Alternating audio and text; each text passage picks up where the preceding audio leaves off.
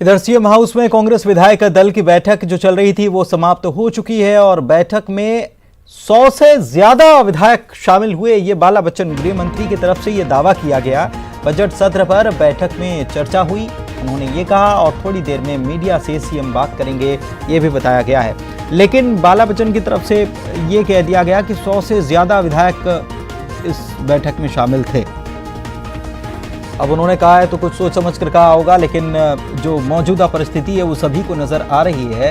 थोड़ी देर में मीडिया से सीएम बातचीत करने वाले हैं। बड़ी खबर इस वक्त की आपको बता रहे हैं, कुछ ही देर पहले विधायक दल की बैठक समाप्त हो गई है और बजट को लेकर बातचीत हुई है। जैसा कि वित्त मंत्री तरुण भनोत भी कहते हुए नजर आ रहे थे कि कोरोना को लेकर चर्चा होगी, साथ ही युवाओं को लेकर चर्चा होगी, किसानों को लेकर चर्चा होगी और बजट को लेकर तमाम तरीके से चर्चा होगी। तो ये बड़ी खबर इस वक्त की हम आपको बता रहे हैं कि कांग्रेस विधायक दल की बैठक समाप्त हो गई है और कुछ ही देर में मुख्यमंत्री मीडिया से रूबरू होंगे। की बैठक में जो कल से बजट सत्र जो शुरू होगा, बजट सत्र में जो बिजनेस करना है वो अच्छे से हो और सबके पूरे सभी मध्य प्रदेश के सभी क्षेत्रों का सर्वहारे वर्ग का सर्वांगीण विकास हो और अच्छे से हाउस चले, इस पे चर्चा होगी। बजट पेश होगा 18 को। हाँ, बजट पेश होगा, अनुदान मांगों पर चर्चा होगा, बहुत सारे और जो बिजनेस होंगे उन सब पे चर्चा हुई है कि अच्छे फ्लोर टेस्ट को लेकर जब जैसा जो समय आएगा हाउस में उसी समय देख लिया जाएगा।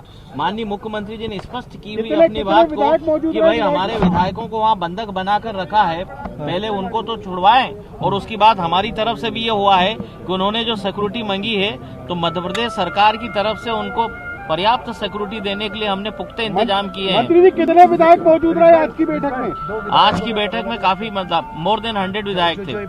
कितने? मोर देन 100 अनुराग हमारे सहयोगी हमारे साथ जुड़े हुए हैं, उनसे बात करते हैं। अनुराग, ये कहते हुए गृह मंत्री नजर आए कि सुरक्षा चूंकि मांगी है तो सुरक्षा पूरी तरह से मुस्तैदी से सुरक्षा की पूरी व्यवस्था करने की तैयारी कर ली गई है कि उनको सुरक्षा मिल सके। ये एक बड़ा, चूंकि सुरक्षा का पहले हवाला दिया गया था, कल बीजेपी भी ये कह रही थी कि सुरक्षित नहीं है और इसको लेकर राज्यपाल से बात की थी और तमाम तरीके से। दूसरी तरफ आज उन विधायकों के वीडियो भी आ गए, फिर एक पत्र भेजा गया जिसमें कहा गया कि हमको सुरक्षा को लेकर चिंता है और इसीलिए हमारा रेजिग्नेशन एक्सेप्ट कर लिया जाए। सुरक्षा एक लंबा मसला होने वाला है आजकल में।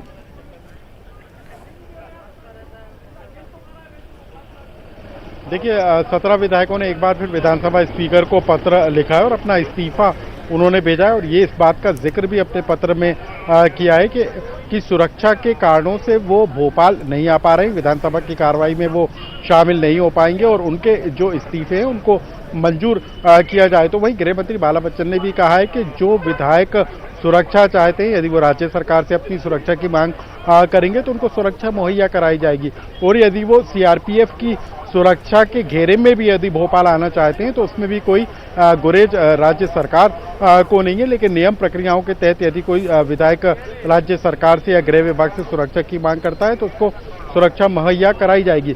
लेकिन एक सबसे बड़ी बात है कि विधानसभा स्पीकर का भी आज एक बयान आया था और उन्होंने कहा था कि मैंने आज भी लगातार तीसरे दिन भी, रविवार के दिन भी उन विधायकों का इंतजार किया जिन विधायकों को उनकी तरफ से नोटिस जारी किया गया था, लेकिन अभी तक वो विधायक नहीं लौटे हैं। हालांकि मीडिया में उनके बयान और वीडियो जरूर निकल कर आ रहे हैं, लेकिन वो खुद हाजिर नहीं हुए और यही कारण है कि अब यदि वो हाजिर नहीं होते हैं तो इस पर फैसला खुद विधानसभा स्पीकर लेंगे कि किस तरीके का उन पर फैसला लेना है। तो अब गेंद जो है वो पूरी तरीके से विधान स्पीकर के पाले में है कि वो उन विधायकों के इस्तीफे को लेकर क्या फैसला करते हैं। लेकिन सुरक्षा के लिहाज से यदि हम बात करें तो राज्य सरकार ने साफ कर दिया है कि मध्य प्रदेश की पुलिस सभी विधायकों को सुरक्षा मुहैया कराने के लिए तैयार है, ये बशर्ते यदि वो भोपाल आते हैं और सुरक्षा की मांग सरकार से करते हैं।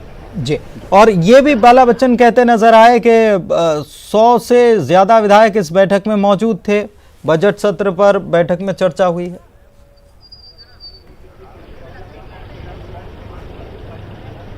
बिल्कुल, देखिए हमने जब गृह मंत्री बाला बच्चन से इस बात का सवाल किया था कि कितने विधायक आज की बैठक में मौजूद रहे, तो उन्होंने इस बात का दावा जरूर किया कि 100 से ज़्यादा विधायक आज की बैठक में मौजूद रहे। हालांकि ये कहना इतना आसान नहीं होगा कि 100 विधायक आज की बैठक में शामिल हुए हैं, क्योंकि हमें जो खबर मिली है उसके तहत 90 के आसपास ही विधायक आज की बैठक में पहुंचे हैं। तो निश्चित तौर पर कांग्रेस इस बात को का दावा और भरोसा दिलाने की कोशिश में जुटी है कि उसके पास पर्याप्त संख्या बल है, और यदि फ्लोर टेस्ट की नौबत आती है, हालांकि कार्यसूची में ये विषय शामिल नहीं किया गया है, लेकिन यदि फ्लोर टेस्ट की नौबत आती है तो सरकार अपना बहुमत साबित कर देगी। बहरहाल अब कुछ ही घंटों का समय बाकी है और देखना ये भी होगा कि कल विधानसभा में किस तरीके के नज़ारे देखने को मिलते हैं, सत्ता पक्ष का रवैया क्या होता है, विपक्ष किस रणनीति के साथ सरकार को घेरने के लिए विधानसभा में उतरता है, और राज्यपाल का अभिभाषण पूरा हो पाता है या फिर वो भी हंगामे की भेंट चढ़ जाएगा। ये तमाम जो आशंकाएं वो अभी जताई जा रही हैं, लेकिन इंतजार कुछ घंटों का करना होगा जब विधानसभा का सत्र शुरू होगा, और उस दौरान पता चलेगा कि क्या घटनाएं कल के विधानसभा सत्र के दौरान और क्या नज़ारे सत्र के दौरान दिखाई देते हैं। ठीक है, बने रहिए आप। एक बड़ी खबर और दे देते हैं। बेंगलुरु से खबर अपने दर्शकों को बता रहे हैं कि सिंधिया समर्थक विधायक जिनके कल आने की बात कही जा रही थी कि कल सुबह वो उड़ान भर सकते हैं, ऐसी खबर है कि वो कल नहीं आ रहे हैं।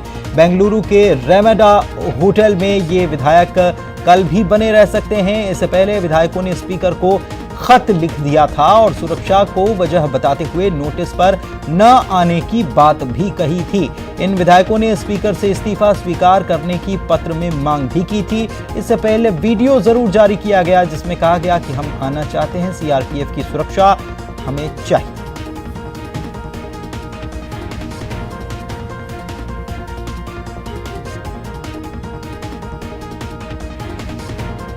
और नवीन हमारे बेंगलुरु संवाददाता हमारे साथ फोन लाइन पर जुड़े हुए हैं, उनसे जानकारी ले लेते हैं कि क्या कल आ रहे हैं, नहीं आ रहे हैं, तय हो गया क्या? नवीन, क्या जानकारी है आपके पास?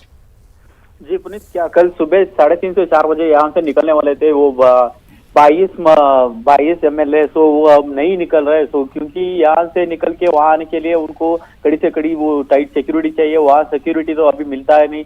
बाद में कल या फ्लोर टेस्ट के लिए मांग किया है, सो बीजेपी ने इसके लिए वहाँ नहीं आ सकते। सो कांग्रेस के साथ जुड़ के वो सरकार बनाने में आगे चलाने में सो मन नहीं कर रहे। सो यहाँ से निकल के वहाँ जाने के लिए 3 घंटे तो लगेगा ही। सो यहाँ की फ्लाइट जो है 3:30 से 4 बजे तक का वो फ्लाइट था, फ्लाइट भी कैंसिल कर चुके हैं। सो अभी हमको ताज़ा खबरें मिली है, सो फ्लाइट नहीं आ रहा है, सो यहाँ से नहीं निकल रहा है। सो आज यहाँ मनाने के लिए कोई आएगा तो सो उसको रोकने के लिए यहाँ नाकाबंदी भी डाल दिया गया है। सो पूरी सिक्योरिटी भी टाइट कर दिया गया है। सो 5 किलोमीटर रमाडा होटल के 5 किलोमीटर के सराउंडिंग में पूरी सिक्योरिटी टाइट कर चुके हैं। सो 4 या 5 जगह पे नाकाबंदी डाल दिया गया है। सो 300 से ज्यादा पुलिसमैन खड़ा है। सो यहाँ वो उसको पहुंचने के लिए रमाडा के अंदर जो 22 MLA से 22 MLA को कड़ी से कड़ी से टाइट सिक्योरिटी मिली है। तो वो लोग कुछ नहीं, सुबह तो ये वीडियो जारी करके सुरक्षा मांग रहे थे। क्या मीडिया से कोई बात करने की इन लोगों ने कोशिश की है, संपर्क साधने की कि हम नहीं आ सकते हैं? क्योंकि इसके पहले मीडिया के जरिए ये जो वीडियो भेजे जा रहे हैं, मीडिया को बाइट देना चाहते हैं क्या? ये कुछ कहना नहीं चाह रहे, मीडिया से बात नहीं करना चाह रहे?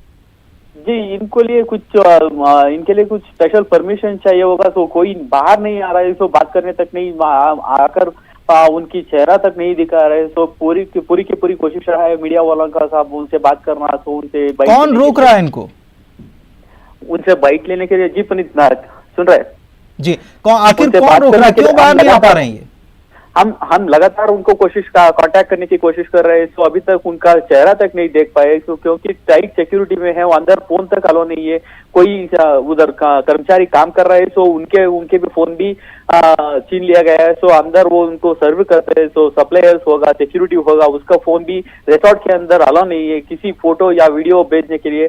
और MLA की भी वो फोन स्विच ऑफ आ रहा है, उनके वो भी फोन यूज नहीं कर रहा है। तो कल सुबह से बिल्कुल इससे समझा जा सकता है कि परिस्थिति क्या है और किस हद तक परिस्थितियों को काबू में करने की कोशिश की जा रही है। शुक्रिया नवीन आपका इस तमाम जानकारी के लिए। तो खबर यही निकलकर सामने आ रही है कि कल सुबह जिन विधायकों को कांग्रेस के विधायक जो सिंधिया समर्थक है उनको आने की खबर थी, तो वो अब नहीं आ रहे। इस बाबत एक पत्र जरूर लिख दिया गया है विधानसभा अध्यक्ष को और बताया, अनुरोध किया है कि हम नहीं आ सकते, अपनी सुरक्षा का हवाला दिया है उन्होंने।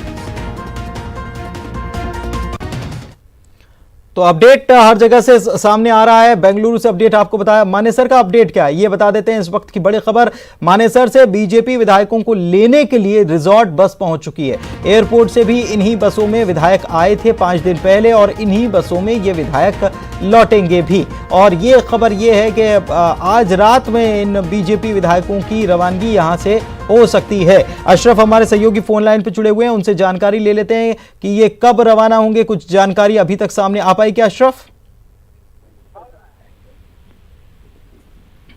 यहाँ पे अभी जी बोले। कोई बस गई थी 2 अंदर, और अब क्षण की खबर आ रही थी कि शायद वो बसों में विधायकों को लेके बैठे हैं और वो लोग आएंगे, लेकिन काफी देर होने के बावजूद अभी तक कोई बस नहीं आई। लेकिन जो हमारे सूत्र हैं वो यही कह रहे थे कि विधायकों को सुबह यानी करीब 3 या 4 बजे के आसपास यहाँ से रिसोर्ट से लेके जाया जाएगा एयरपोर्ट के लिए, और एयरपोर्ट पे संभवतः 6 और 7 बजे के आसपास चार्टर्ड प्लेन से इनको भोपाल रवाना होंगे। अभी तक के जो विधायक हैं वो सब अंदर ही हैं, बस भी अंदर खड़ी हुई है और अब आने की कोई कुछ नहीं है, किसी को अंदर जाने नहीं दिया जा रहा है। सिर्फ एक यही है कि खबर कि हो सकता है कि वो 11-12 बजे या 1 बजे के आसपास या थोड़ी सी हलचल बढ़े, क्योंकि जो संभावनाएं व्यक्त की जा रही हैं कि विधायकों को बसें यहाँ से लेकर 3 या 4 बजे करीब एयरपोर्ट के लिए रवाना होगी। शुक्रिया अशरफ आपका इस तमाम जानकारी के लिए। आप वहां पर नज़र बनाए रखें, कब रवाना होते हैं ये देखना होगा। लेकिन बताया ये जा रहा है कि सुबह 3 से 4 बजे के आसपास ये बसें इन्हें लेकर रवाना हो सकती हैं और चार्टर्ड प्लेन तैयार खड़े हैं इनको वापस भोपाल लाने के लिए, मध्य प्रदेश लाने के लिए। विधानसभा का सत्र शुरू हो रहा है और एयरपोर्ट से इन्हीं बसों में, जो बसें अंदर गई हैं, इन्हीं बसों में सवार होकर ये विधायक यहाँ रिजॉर्ट में पहुँचे थे। अब इन्हीं में इनकी वापसी हो सकती है आज रात या अल सुबह। ये बताया जा रहा है कि सुबह 3 से 4 बजे के आसपास इनको ले जाया जा सकता है।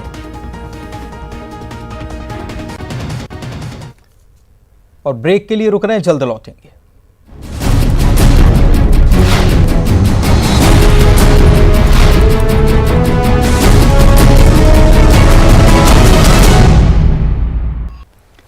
सियासी घमासान के बीच सीएम कमलनाथ ने न्यूज 18 से एक्सक्लूसिव बातचीत की है। सीनियर एडिटर प्रवीण दुबे से बातचीत के दौरान सीएम ने साफ किया कि सरकार को कोई खतरा नहीं है। उनका कहना था कि सरकार सुरक्षित है और आगे भी रहेगी। सीएम ने यह भी कहा कि बीजेपी की साजिश को कामयाब नहीं होने देंगे।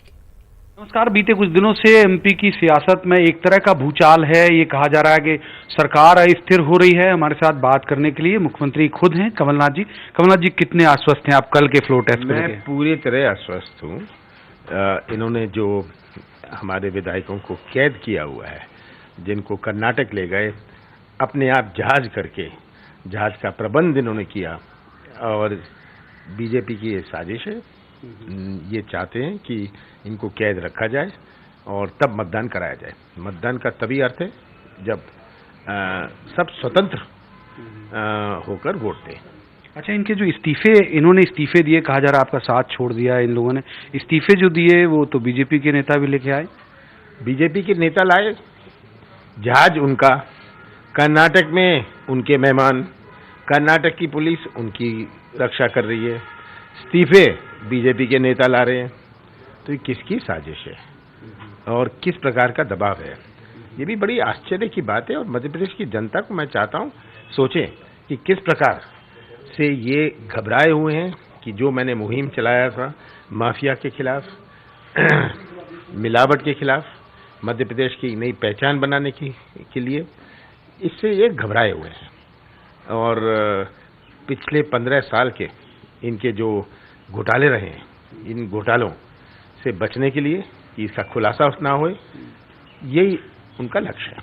सर, ये कह रहे हैं कोरोना के कारण कल का सत्र टल भी सकता है, कई सारी खबरें आ रही, ऐसी कुछ है कि नहीं? मैंने इस पर कोई ध्यान नहीं दिया।